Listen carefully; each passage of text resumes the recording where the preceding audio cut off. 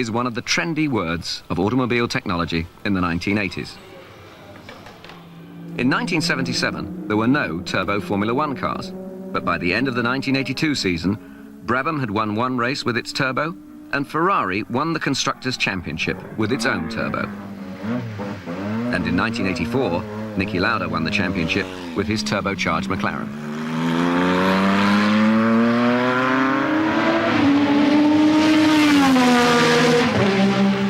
You can see the power the turbo produces, but how does it do it? Its principle is very simple. Usually, in a non-turbo system, as the exhaust gases leave the engine's combustion chamber, they just travel down the exhaust pipe and out into the air. But these gases are travelling pretty fast. Indeed, as the engine speeds up, they're travelling very fast. Just rev up your own road car and feel the pressure at the end of your exhaust pipe. This pressure is a kind of power, and it's normally wasted. In a turbo installation, the exhaust gases are diverted to drive a small turbine wheel.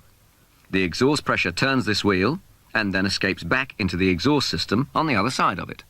The small turbine wheel is connected to a compressor, which sucks in air and blows it into the combustion chamber of the engine under pressure. This means that more fuel is being pumped into the engine's combustion chamber, and the more fuel in there, the bigger the explosion, the greater the power.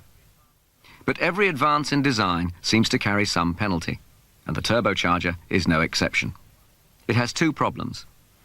One is that it has little power at low speeds, because at low speeds, the exhaust gases are travelling slowly.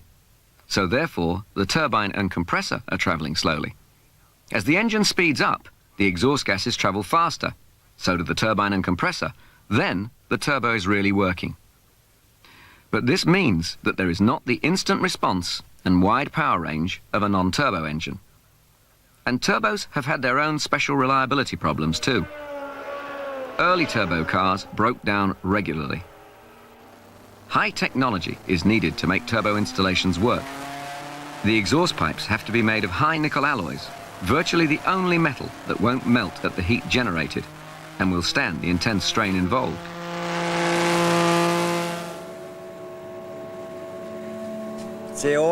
Speed and heat are the enemy of the turbo. In a Formula One turbo engine, the compressor is likely to be running at up to 140,000 revolutions per minute, and the temperature at the hottest point will be 1,700 degrees Fahrenheit. If the temperature gets out of control, then the oil breaks down, the oil seals burst, and the result is fire. And fire is one of the most deadly hazards a racing driver can face. A special feature of turbo engines is that they can be adjusted for a brief period during practice, for example, to produce even more power than usual. In 1984, this created problems even for the world champion. You put another 150 horsepower in your engine, and then you have one lap to go, and most of the time you have traffic to handle, and you have to take incredible chances. And as I never had experience before running turbo cars all through a season on various circuits, I really was lacking a lot of experience from the past. So the next year will be much easier because I know exactly what to do to the car, how to adjust it, to take the extra 150 horsepower and handle well on the qualifying tires. And this was something I didn't do correct this year, so therefore I was always way back on the grid, and then I had to fight my way through, because the race is something completely different.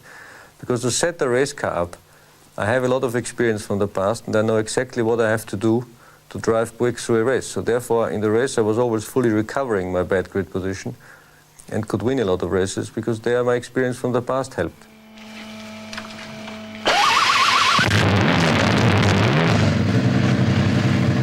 Okay, let's assume the car is set up as well as it can be, and suppose that in the race, it's quick, but not actually in the lead. Then comes the real skill, overtaking another driver. These two identical Porsche 928s are ideal for a demonstration. This isn't like on the road, where you wait for an opportunity and accelerate past the car in front. Here, the guy in front doesn't want you to get past him. And two cars can be so evenly matched that over a lap they will be separated by as little as a few hundredths of a second. Most overtaking is done on corners or when you approach them. The basic tactic is that you outbrake the other guy. If you can leave your braking just that fraction later, you may be able to get your nose in front. This is all extremely dangerous, and we have to rely on each other to give way at a certain moment. Our rule for ourselves is that when you see that the other man has braked later than you give way. If you don't, both cars may come off the road.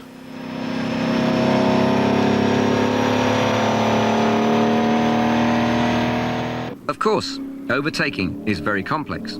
What do you do, for example, when your car is faster through the corners, but has less power than another car? Then you have to trail the car in front through the corners, and on the straight he powers away from you.